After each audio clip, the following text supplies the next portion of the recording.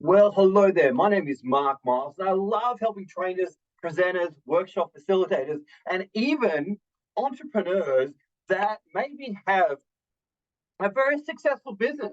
Maybe they are extremely good at what they do, but they're a little bit unsure as to how to launch their very first workshop. And I often get asked this question, how do I actually design it? How do I put it together? Where do I come up with my ideas? And this happens a lot. So I go to networking events or I just interact with people online and they've got this ambition, they've got this idea. Well, I've written a book, or I've been able to do X, or I'm very good at whatever my thing is. Maybe a great real estate agent, maybe they're a great leader in their company and they want to go off and teach a leadership, or maybe they're a great salesperson and they want to start running workshops on sales. Maybe they're even a dog groomer and they want to start teaching dog grooming. Maybe they're a goal setting expert and they want to start teaching goal setting to the marketplace. Could be anything at all. And I'm going to be honest, folks, people make workshop design way more complicated than it really needs to be. So in this video, I want to give you 6 simple ways that you can, frame or think up ideas to put into a workshop, right? And the way that we can do this is basically take these six, trigger points, craft it, and then basically build in practice time into your workshop or implementation time into your workshop. So grab a pen, get ready to write, and get ready to have your mind expanded as you think about designing your very first workshop. Or even if you're already running workshops, these could be 6 other ways to think about generating content. So, first one I want to suggest that you think about is the following. What are the frequently asked questions that you get from your marketplace, right? What are the frequently asked questions that you get from your customers or people that you're already working with? Because guaranteed, if they're consistently asking those questions, then highly likely they're going to want to come along to your workshop to find out the answers to those questions, right? So, what we also find is the frequently asked questions tap into what are the underlying problems that your marketplace has. And, you can find those things by going to Google and looking up, what are people asking about X, Y, Z.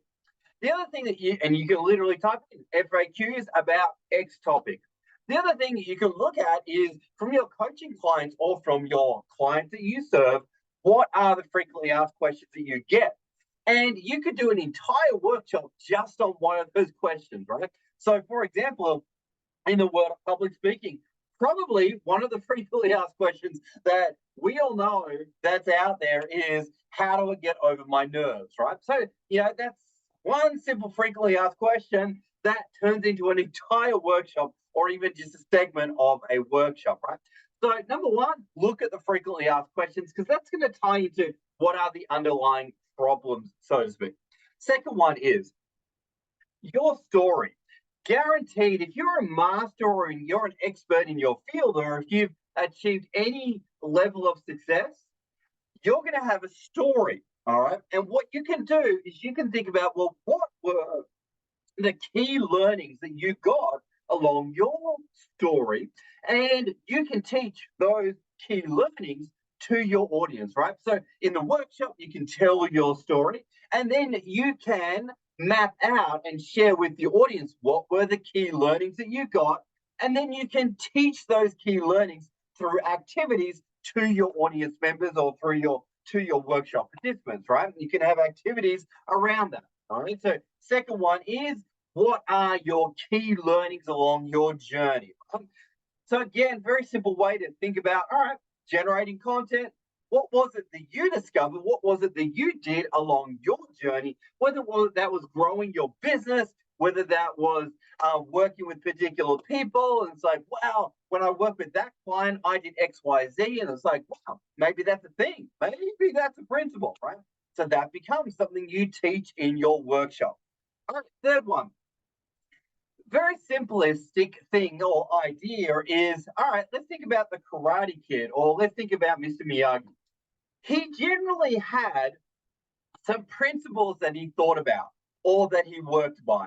So the third way to generate content are what are the top 3 or 6 basic skills that are really critical for someone to master or get good at in your work.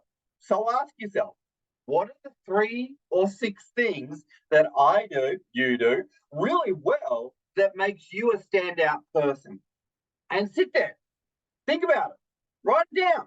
What are the 3 to 6 things that you do really well that make you a standout person or really good at what you do? And if you're not sure, go and ask people. Ask them the question, what makes you better at what you do than other people? All right. And that can be a very enlightening exercise. Now, next one, very similar. I'd like you to think about now what are potentially the 3 pillars to success, or the 3 point system, or your roadmap, so to speak, right? So essentially, if you were to step back and go, all right, what's my model for success? Or what is the thing that I do, you do really well that makes you stand out? So at this point, we're not really thinking about skills, but we're thinking about philosophies or principles that you work by that make you different, right? And then guess what? Maybe you've got a 3 point system or a 3 pillar thing or a whatever. Generally, it's good to think in threes. And then you can basically go, all right, I've got my pillars or my point system. Then you can extract sub points from that, from each of those points there as well, right? So maybe you got a way of doing things, and then each of those things you've got to, well, how else do I do that? Or what's an example of that? All right. So we've got the 3 skills, but we've also got what are the 3 pillars or principles that you operate by. Next one. All right, let's think about a case study. A case study.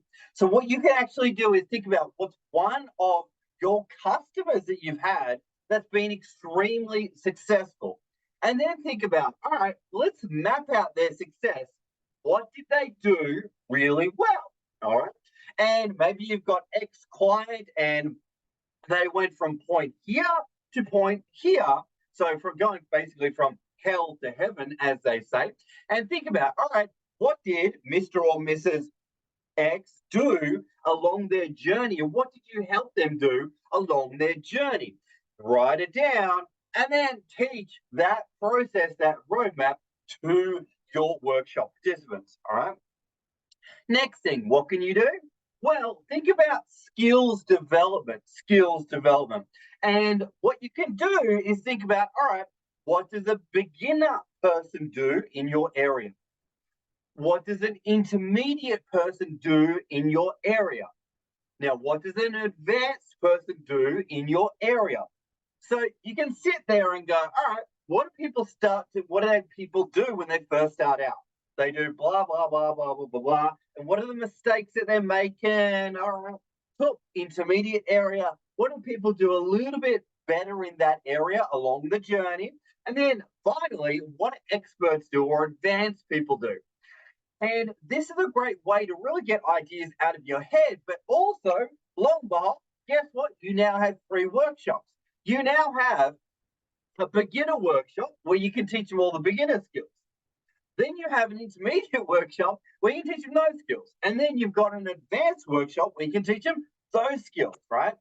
And it's not hard to come up with the ideas, but sometimes we can be limited by our own thinking, right? And we can be blinded by our own expertise.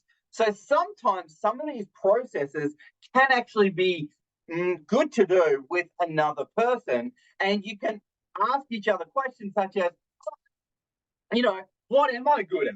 Or what am I, doing differently to other people? And bounce those ideas off another co-creator, so to speak, or someone that you respect in your industry.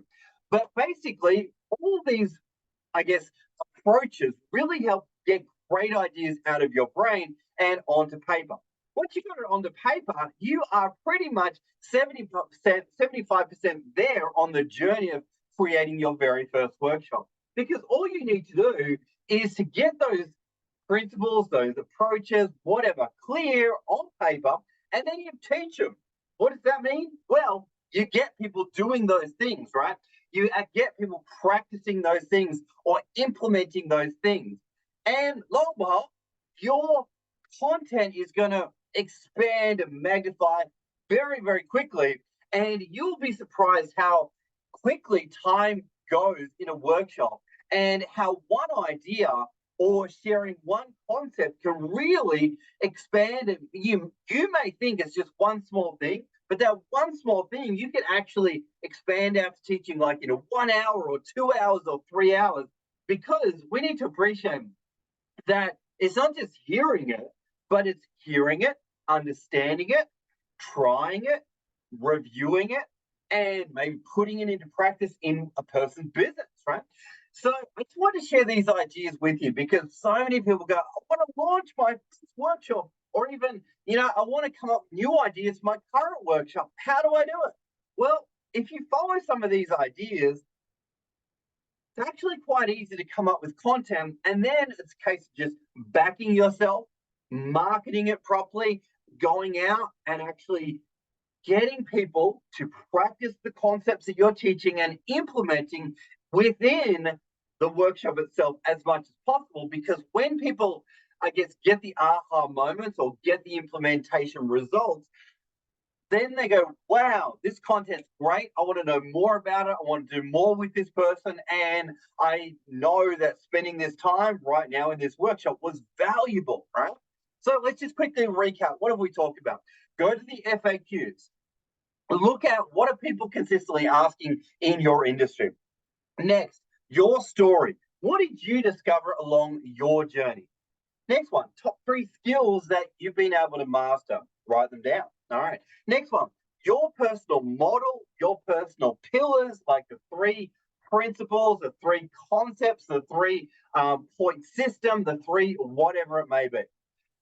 Next one, identify a successful customer that you've got or a case study and unpack what they do that led them from here to there and the land of success. Next one, the beginner skills, the intermediate skills, and then the advanced skills. All right. Very simple concept there. Unpack each of the skills at the levels, and you've got a beginner workshop, intermediate, and advanced straight away, ready to go.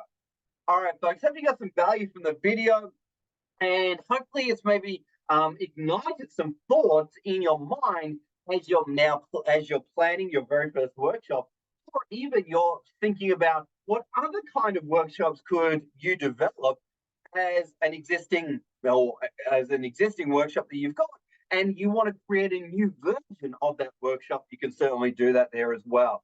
On that note, folks, hope you got some value. As always, like, comment, share. Let's get this message out there, and let's have a great way to think about workshops and really go out there and have an impact on our marketplace. Thanks so much for watching, team, and we'll see you on the next one.